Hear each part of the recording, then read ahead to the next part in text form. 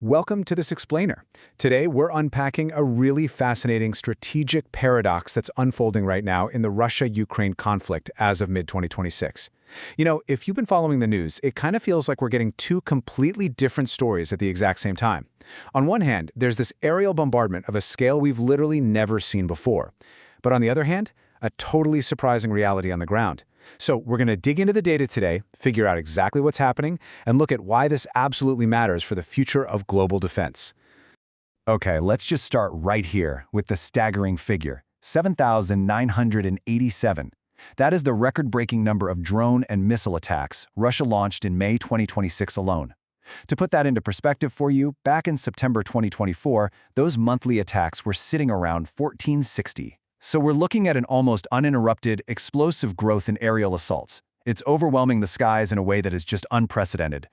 Which brings us to Section 1, Russia's unprecedented aerial assault. So what does this new strategy actually look like? Well, it involves these massive swarms, hundreds of drones in various missile types, all used at once to just completely saturate and overwhelm Ukrainian air defenses. But here's the thing, not all threats are created equal. When it comes to the slower-moving drones, Ukrainian defenses are doing great. They boast a highly successful intercept rate of around 90%. But when you look at the fast, high-altitude ballistic missiles, that success rate absolutely plummets to less than 33%. Because of this, these ballistic missiles have really become Russia's last major advantage on the battlefield. And the sheer scale of this specific threat is, well, it's just staggering. We're looking at a 15-fold increase compared to 2023. Russia is literally on track to launch over 1,000 ballistic missiles this year alone, and the stakes here are incredibly high. Just to give you an idea, in the first week of July, out of 49 incoming ballistic missiles, only 4 were successfully intercepted. 4. That single week of strikes tragically resulted in at least 57 civilian casualties, with hundreds more injured.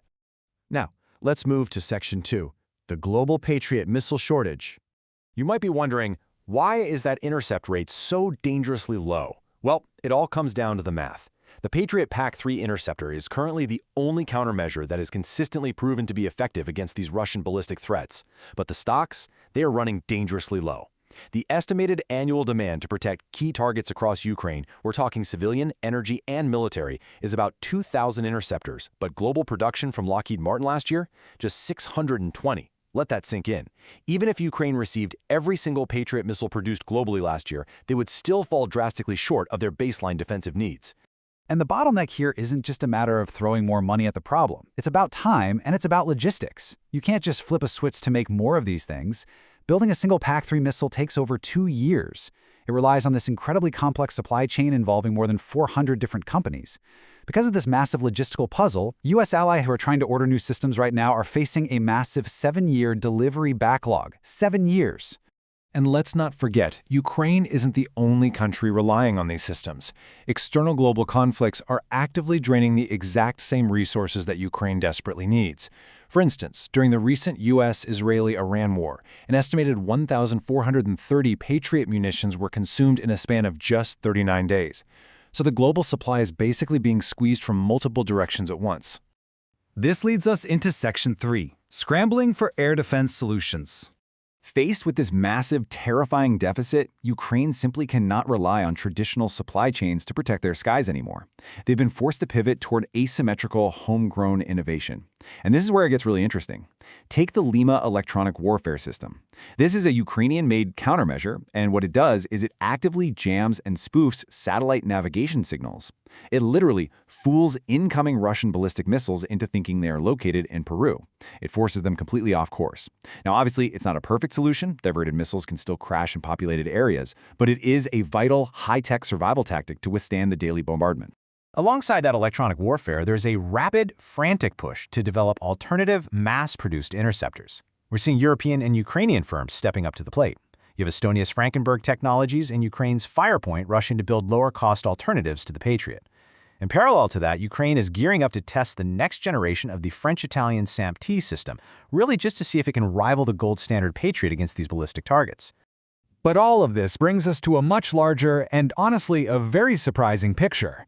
If Russia's air assaults are at an all-time high, overwhelming defenses, destroying infrastructure, how is it that their ground advance is actually stalling? Let's explore that in Section 4, Russia's ground advance halts. It's a massive paradox. Despite dropping thousands of bombs and launching record numbers of missiles, the reality on the battlefield for the Russian military has drastically changed. Let's look at the net territorial changes in square kilometers. After months of making these continuous, albeit slow, advances, April 2026 actually saw Russia lose a net 116 square kilometers of territory. In May, that loss more than doubled to 282 square kilometers. And by June, the front line had essentially stagnated entirely, with just a marginal 30 square kilometer gain. Think about that. For the first time since summer 2023, the Russian advance has completely flatlined and even reversed. So what's causing this? According to analysts at the Institute for the Study of War, several distinct factors have caused this stagnation. We're seeing highly effective Ukrainian ground counteroffensives. These are being coupled with internal Russian logistical issues, things like a recent ban on Starlink terminals and a major crackdown on the Telegram messaging app, which they were using for comms. Furthermore, it's reported that an average of 30,000 Russian troops are being eliminated from the battlefield every single month. This brings us to Section 5, Striking the Archer.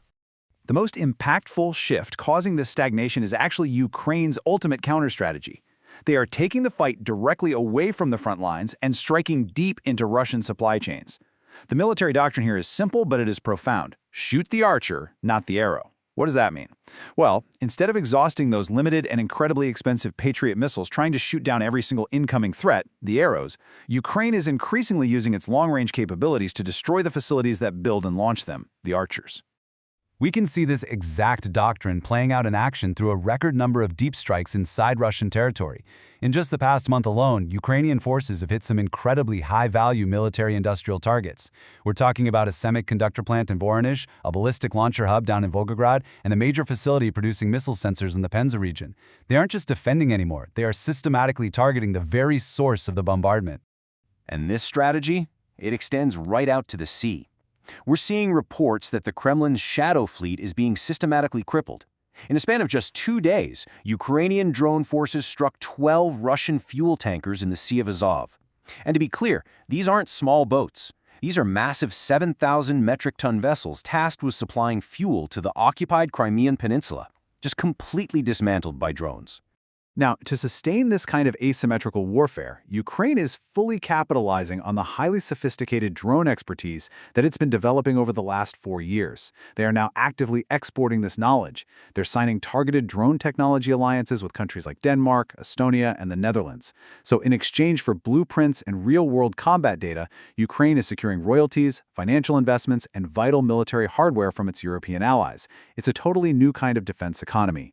Which leaves us with a defining question from modern warfare, and really for all of us to think about.